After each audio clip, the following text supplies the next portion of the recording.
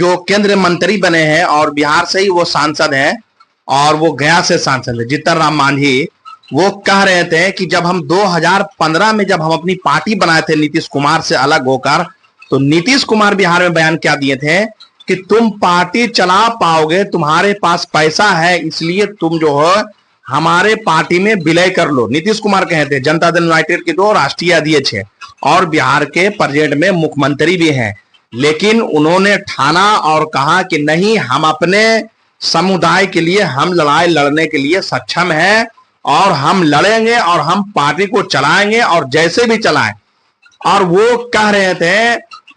कि एक समय था जब हमारे पास एक मंत्रालय का जिम्मेदारी था, जो अभी बिहार में उनके पुत्र जो संतोष मांझी है उनके पास 3 मंत्रालय का जिम्मेदारी है और वो खुद जीतन राम मांझी जो हम पार्टी के राष्ट्रीय अध्यक्ष हैं वो खुद केंद्र में मंत्री बने हुए हैं और वो केंद्र में मंत्री बने। सोचिए, तो वो जब अपना लड़ाई लड़ना चालू किए तब जाकर उनको हिस्सेदारी मिला।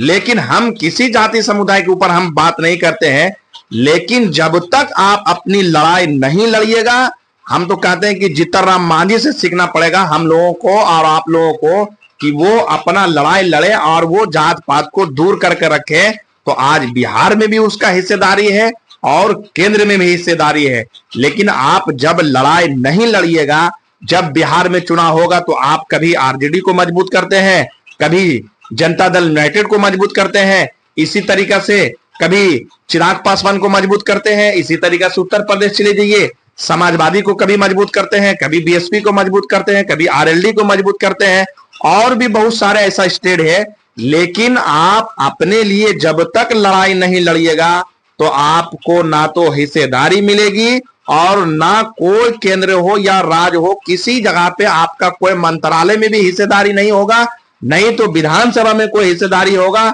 और नहीं लोकसभा में हिस्सेदारी होगा। तो आपको लड़ाई लड़ना पड़ेगा। आपकी पूरे बिहार नहीं पूरे हिंदुस्तान में 15 से 20-18% की आबादी है,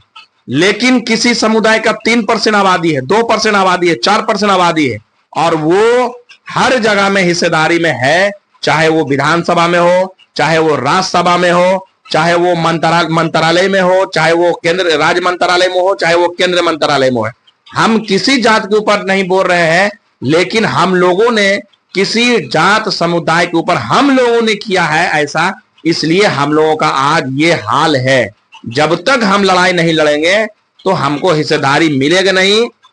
और जितने भी पार्टी हैं सब का सब सिर्फ हमारा यूज करना जानती है, चाहे वो कोई भी पार्टी हो। अगर नया भी कोई पार्टी बनेगा तो वो सिर्फ मुसलमान का ही वोट से जो है वो आगे बढ़ना चाहेगा, लेकिन मुसलमानों का काम करना एक भी नहीं उसको है जरूरत है। सिर्फ वोट